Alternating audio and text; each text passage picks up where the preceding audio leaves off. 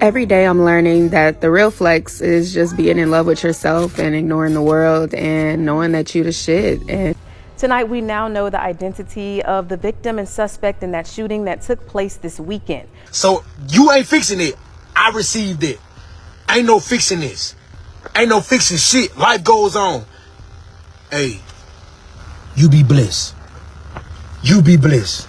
Just before noon on Saturday, Coppers Cove police found 31-year-old Shazmeen Tashawn Clack, who had been shot.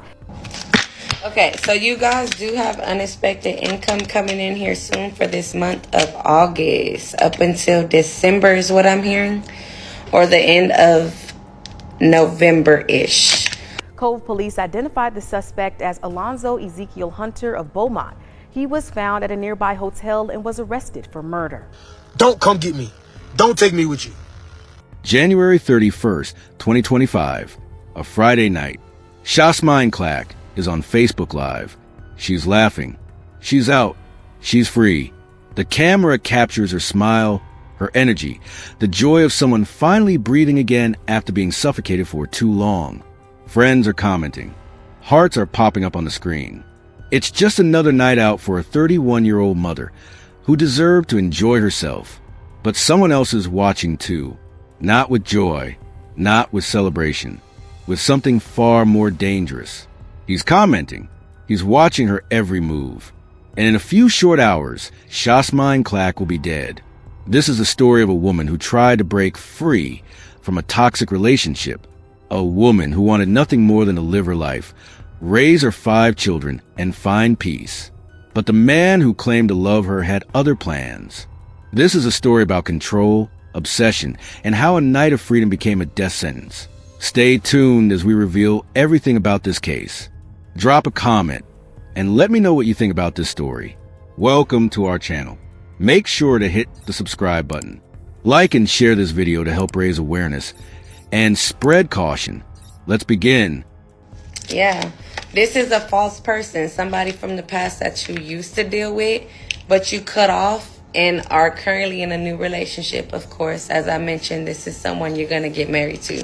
So yeah, this is a false person. I'm picking up baby father. Be careful because they're going to try to take a child from you, okay? Make sure that y'all are paying attention to y'all's health, all right? Sudden wealth and great fortune, confirmation. Y'all have money coming in, guys. Shazmeen Clack, 31 years old. She was raising 5 children, 4 from previous relationships, and expecting a 5th with Alonzo Hunter, the man who would eventually take her life. Being a single mother of 5 is no easy feat. The demands are relentless. The sacrifices are real. Shazmeen worked hard to provide for her children, to give them stability despite the chaos that relationships had brought into her life. She wasn't perfect. None of us are, but she was trying. She was fighting to build something better for herself and her kids. Those who knew her described her as strong-willed and independent. She had dreams beyond just surviving. She wanted to thrive. She wanted her children to see her as someone who didn't give up, someone who kept pushing forward no matter how hard life got. But strength doesn't make you immune to manipulation. Independence doesn't shield you from someone determined to control you. And that's exactly what Shazmeen would discover when Alonzo Hunter entered her life. Shazmeen had been through relationships before. She knew what heartbreak felt like. She knew what it was like to be let down, to be disappointed, to have to pick up the pieces and keep moving. But what she didn't know, what she couldn't have fully understood at the time, was that Alonzo would be different. Not in a good way, in the most dangerous way possible. She met him at a point in her life when she was vulnerable. When you're raising children alone, working hard, and trying to keep everything together, the idea of someone stepping in to share the load can be appealing. Alonzo presented himself as that person, but the reality was far from what he promised. Alonzo Hunter was 27 years old when he met Shazmeen, 4 years younger than her. He had recently been released from prison and was trying to build a life outside those walls. He had aspirations of becoming a rapper, posting his music and videos online, hoping to make a name for himself in the industry. On the surface, Alonzo seemed like someone turning his life around. He'd done his time. He was young. He had ambition. For Shasmine, who was juggling so much on her own, the idea of companionship might have felt like a relief. Someone to talk to, someone to lean on, someone to share the weight of life with. At first, things seemed normal. They connected. They spent time together. Alonzo appeared attentive, interested, present.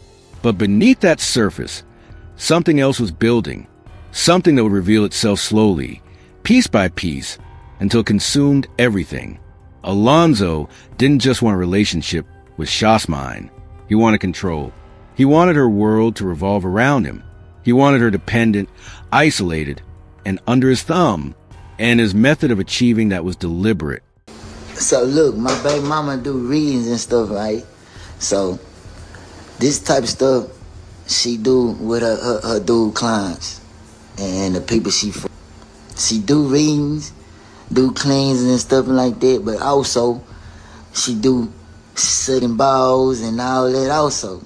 You know what I'm saying? So when she's telling me, hey babe, I have to work, she have to get off the phone, she doing some whole other shit. But check this out. Look at the messages of her and Finesse 2 times. He talking about when you gonna clean me up. She talking about this and that. Check this out. Shasmine became pregnant with Alonzo's child. For her, this meant another life to care for, another responsibility to carry. For Alonzo, it meant leverage.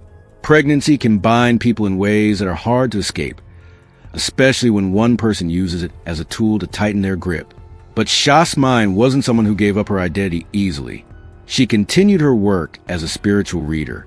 She maintained connections with her clients and friends. She tried to hold on to the parts of herself that made her who she was. And this infuriated Alonzo. He began to resent her independence, her work, her interactions with others. In his mind, every conversation she had with a client was a threat. Every moment she spent outside his control was a betrayal. And instead of keeping these feelings private, Alonzo took them public. He started posting on social media. His words dripped with bitterness, suspicion, and possessiveness. He questioned her loyalty. He accused her of behavior that wasn't happening.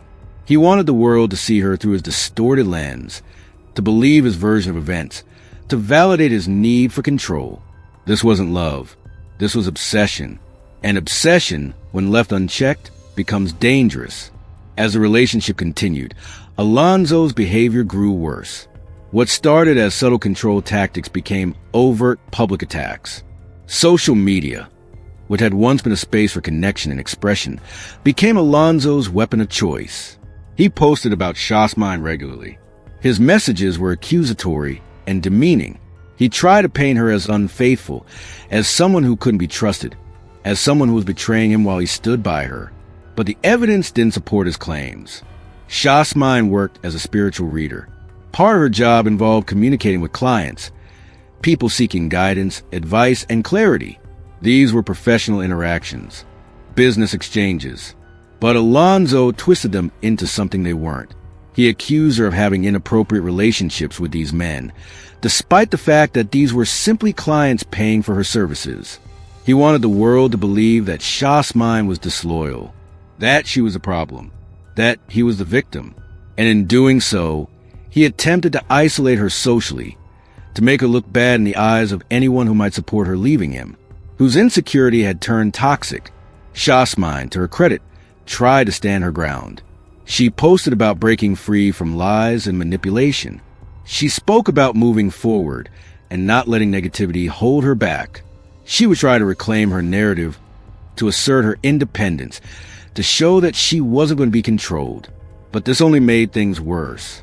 Alonzo saw her defiance as disrespect, her independence as abandonment, her strength as a challenge. And he wasn't going to let her go without a fight. The post continued. The accusations escalated. Alonzo's bitterness was on full display for anyone following their social media pages. He was angry, he was possessive, and he was becoming increasingly unstable. But Shasmine was trying. She was pulling away. She was setting boundaries. She was working toward a life without Alonzo, and that's when things became truly dangerous. Because for someone like Alonzo, losing control was unacceptable. And if he could have her, no one could. January 31st, 2025. It was supposed to be a normal Friday night.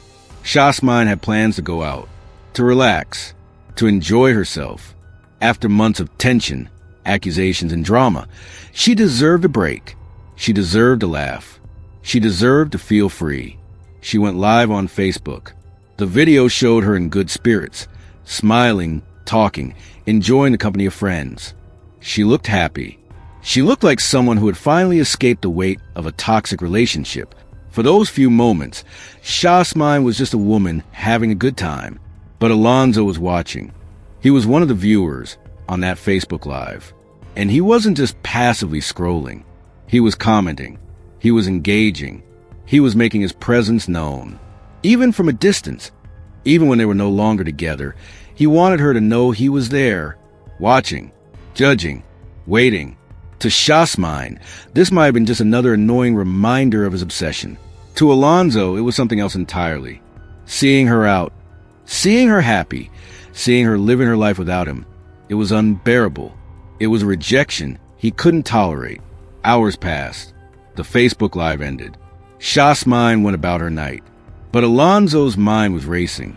His anger was building. His need to reassert control was overwhelming. And he made a decision that would end Shasmine's life. Alonzo showed up at her home. The details of what was said between them in those final moments aren't fully public. But what is known is that Alonzo was frantic. He made calls. He was agitated. He was spiraling. And then he pulled out a gun. He shot Shasmine Clack, the mother of 5, the woman who had just been laughing on camera hours earlier, the woman who was trying to move on with her life. He shot her, and in doing so, he took everything from her, her future, her children's mother, her chance to finally be free. Shasmine didn't die immediately. She suffered from her injuries before eventually succumbing to them. The woman who had fought so hard to build a life, who had endured so much, who had tried to protect herself, was gone. All because a man couldn't accept that she no longer wanted him. Alonzo Hunter didn't run. He didn't hide. He was arrested and charged with her murder. The evidence was clear. The motive was obvious. There was no question about what had happened. Alonzo had killed Shasmine because he couldn't control her anymore. And a Beaumont man sits in jail tonight charged with the killing of a woman in Copperas Cove near Waco. Investigators found 31-year-old Shasmine Clack with multiple gunshot wounds at a home on Tanner Drive. She died at a hospital. Alonzo Hunter was convicted of murder and sentenced to life in prison without the possibility of parole. For Shasmine's family, for her 5 children, this was some measure of justice. But it could never bring her back. It could never undo the trauma. It could never fill the void left by her absence. But even from behind bars, Alonzo continues to control the narrative in his own mind. He posts on social media from jail. His messages portray him as a victim. He talks about being wronged, about being misunderstood, about how things weren't the way people think they were. The online response to Shasmine's death was mixed. Some people blamed her for going out that night, for posting the Facebook Live, for provoking Alonzo. But this is victim blaming at its worst. Shasmine had every right to live her life. She had every right to go out. She had every right to be happy. Nothing she did justified violence. Others saw the situation clearly. They recognized that Alonzo was a problem, that his obsession, his control, his inability to let go was what led to murder. They understood that this wasn't about Shasmine's choices. It was about Alonzo's refusal to respect her autonomy. Shasmine was trying to leave.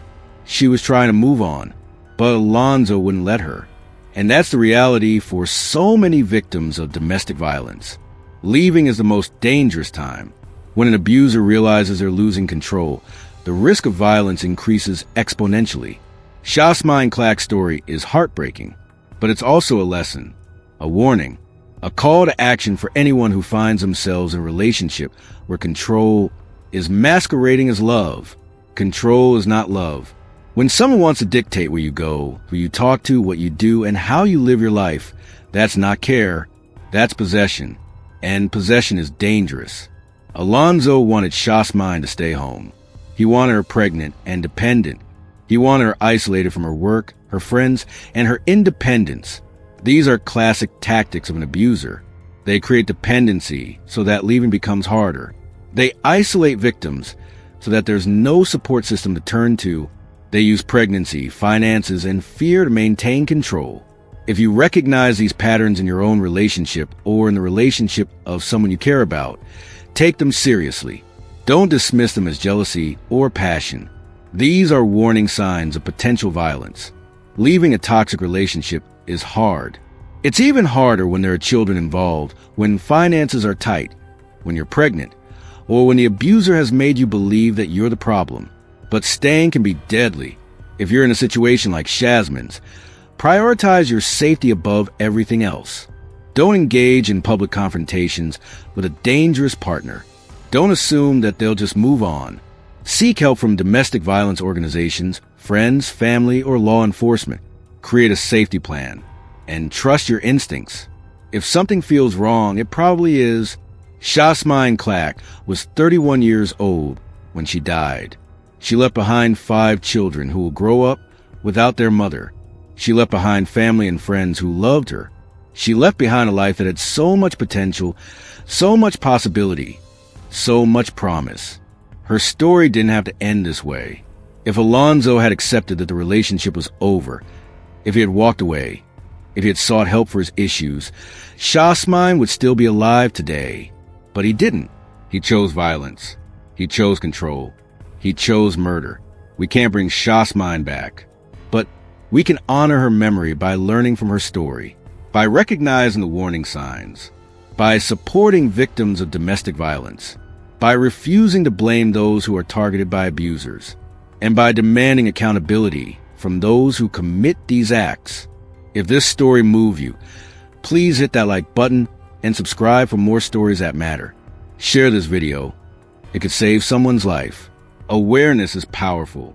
Education is powerful. And your voice is powerful. What state or country are you watching from? Let me know in the comments below.